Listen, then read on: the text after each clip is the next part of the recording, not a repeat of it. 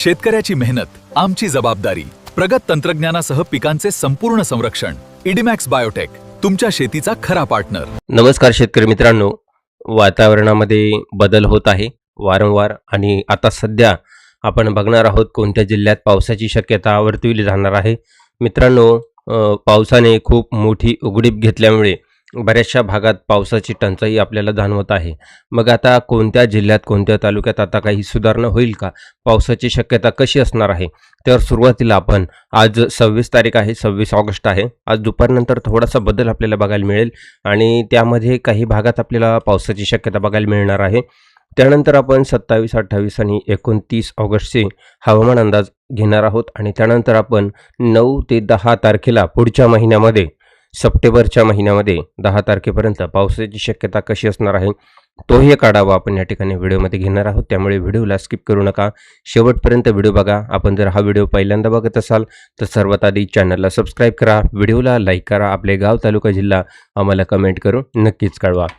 तर आता या ठिकाणी बघूया पावसाची शक्यता कशी आहे. तर आज 26 ऑगस्ट आहे आणि 26 ऑगस्टला दुपारनंतर पावसाची शक्यता कोणत्या जिल्ह्यात कशी असणार आहे त्याची माहिती आपण या ठिकाणी आता घेणार आहोत.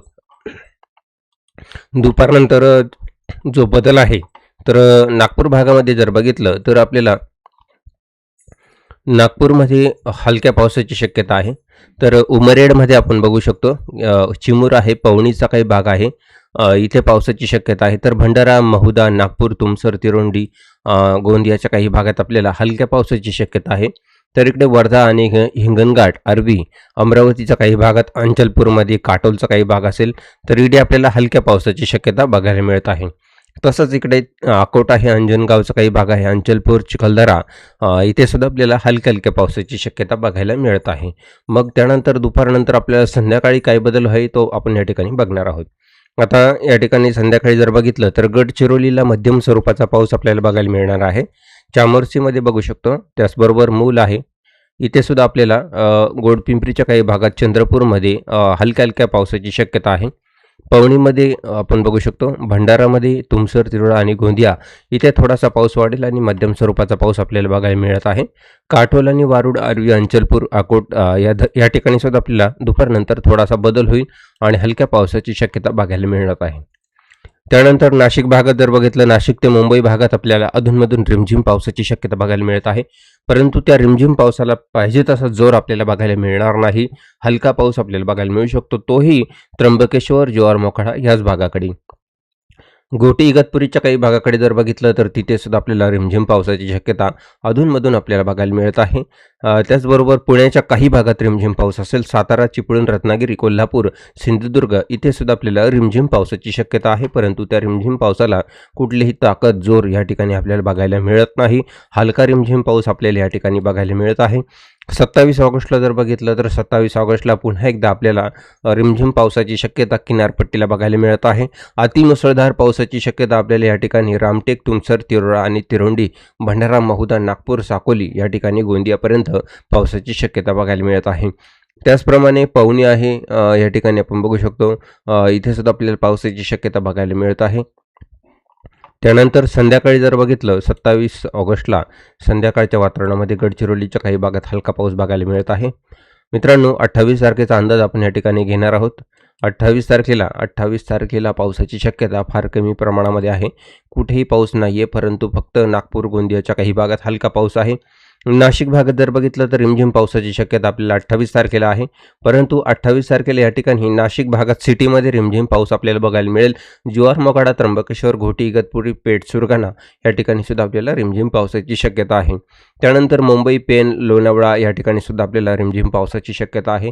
पुण्यामध्ये जर बघितलं, पुण्यामध्ये सुद्धा आपल्याला काही भागात रिमझिम पाऊस आहे. महाबळेश्वर, दापोली, महाड, महाबळेश्वर या ठिकाणी आपल्याला रिमझिम पाऊस आहे, परंतु त्यालाही जोर आपल्याला पाहिजे तसा नाही. लोणंद, फलटण, बारामती, इंदापूर या ठिकाणी साताऱ्यामध्ये बघितलं तर इथे सुद्धा आपल्याला अधूनमधून रिमझिम पावसाची शक्यता बघायला मिळत आहे.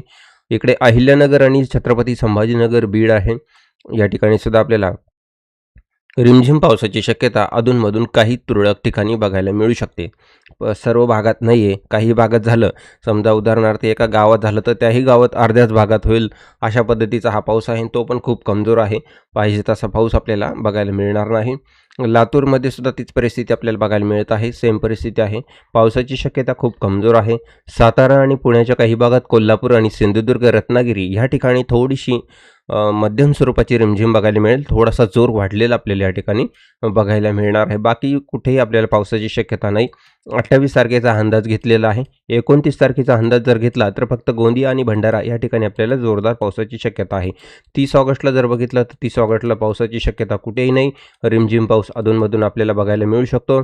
मित्रांनो, त्यानंतर पुढच्या महिन्यामध्ये जर बघितलं, सप्टेंबर महिन्यामध्ये 1, 2, 3, 4 तारखेपर्यंत पावसाची शक्यता कुठेही नाही.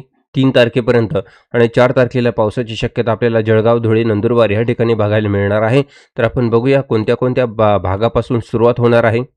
तर ह्या ठिकाणी धुळेमध्ये बघितलं, धुळे, साक्री, मालेगाव, सटाणा, अनवा, नंदुरबार ह्या ठिकाणी आपल्याला 3 तारखेला मध्यरात्री म्हणजे 4 तारखेची जी पहाट असणार आहे तिथे आपल्याला पावसाची शक्यता बघायला मिळत आहे.